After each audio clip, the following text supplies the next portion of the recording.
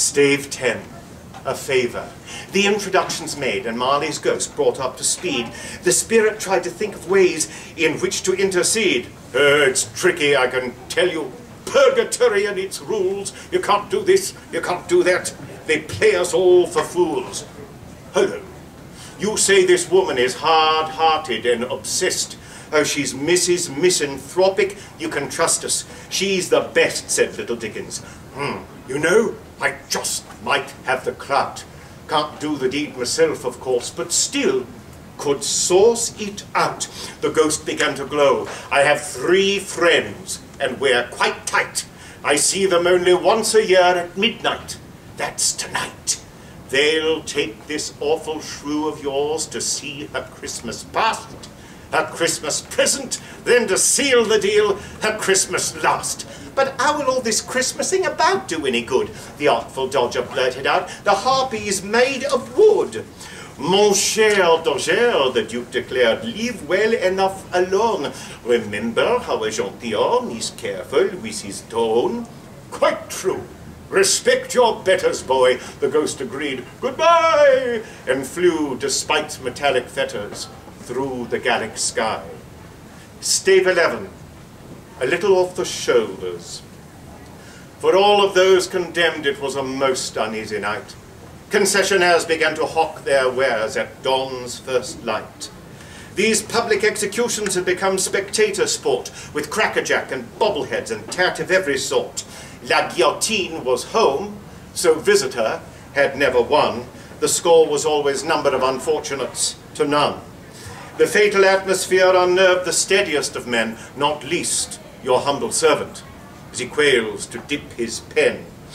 The Duke, the artful dodger, and the subject of this tale were schwitzing at the thought that Marley's surrogates might fail, and little Dickens entertained some other thoughts as well, the kind you're apt to think upon the tolling of your bell, of vanity, self-centeredness, of envy, and of lust, his reckless monomania to join the upper crust, the turning of his back on those who cared for him so much, those roughened hands from which he'd only felt a gentle touch, and then, through his dear mother's intercession from above, that flowed up from the spring of that eternal mother's love that knows not time nor limit, that regards not rank nor place, but ever seeks to bring her own the priceless gifts of grace. Through this he took possession of the sins he had to own, and voila, he was free of them. The little boy was grown. The weight fell from his shoulders, and his mind went sharp and clear, and then the greatest gift of all, the lifting of his fear. The muffled drums were rolling as the cells were all unlocked. The soldiers' bayonets were fixed on muskets, charged and cocked. The enemies of France, all trussed and scuffed, were shuffled out, and at the sight of them the swollen crowd began to shout. With gun butts all the prisoners were herded in a wedge. A melon then was halved to test the temper of the edge. The articles of war were read. A brave and ancient priest dared say a paternoster for the soon-to-be deceased. A Christmas morning where the innocent would lose their lives, a subject never lithographed by courier and Ives. The Duke was first to tread the wooden steps up to the top, and as his head was fixed in place, a woman shouted, "Stop!" Stave 12, a revelation.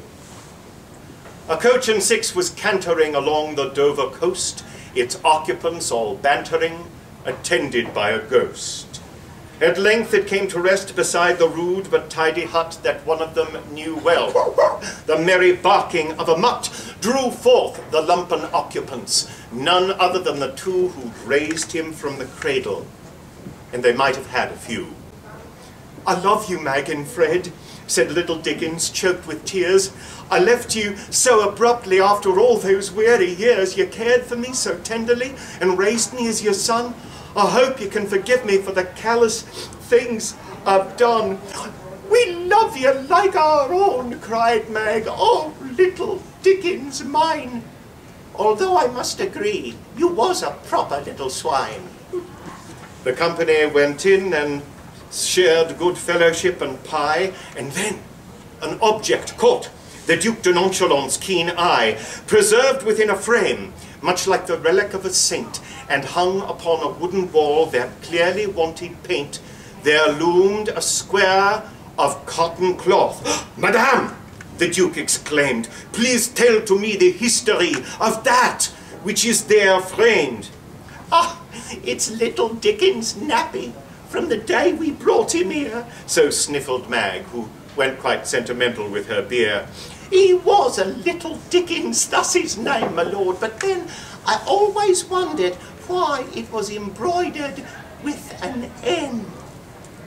"Because his father was my only son, who wed a girl which I forbade because her father was an English earl, and he, a rabid Francophobe, refused the match as well. Like Montagues and Capulets, we made their lives sheer hell. And to my everlasting shame, my son was lost at sea. We nonchalants are prone to mal de mer." Ironically, he leaned too far while bidding bon voyage to déjeuner and rests upon the bottom of the channel to this day. He'd sailed to France and begged me to accept them for the sake of one unborn, an opportunity I failed to take. So, he tried to reach his bride, who died in childbirth, alone, and I had cut them off. My blood was ice, my heart was stone. So, little Dickens is my heir. Oh, vive le nonchalant, a man so debonair, what more could any grandpère want? And every soul on both sides of the grave rejoiced as one. A few more I's to dot and T's to cross, and then we're done. Denouement. The artful Dodger stood best man on Dickens' wedding day. The squire himself quite pleased his punch to give the bride away. Their domesticity began the moment vows were said, and 9 months on there came the birth of little Mag and Fred. Their christening at Christmas was replete with all 4 ghosts and both defang defarges, raising hell no more, but toasts. The Chuzzlewits, Micawbers, and the Nicklebys were there, and Edwin Drood mysteriously brooded by the stair. The Cratchits came with Tiny Tim, who spied Uriah Heep, and promptly said, "God bless us every one except that creep."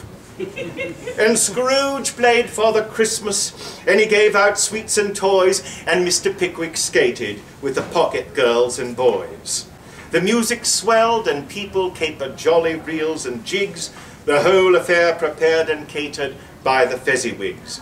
They carried on until the dawn by golden candlelight, then parted, friends forever. Merry Christmas and good night.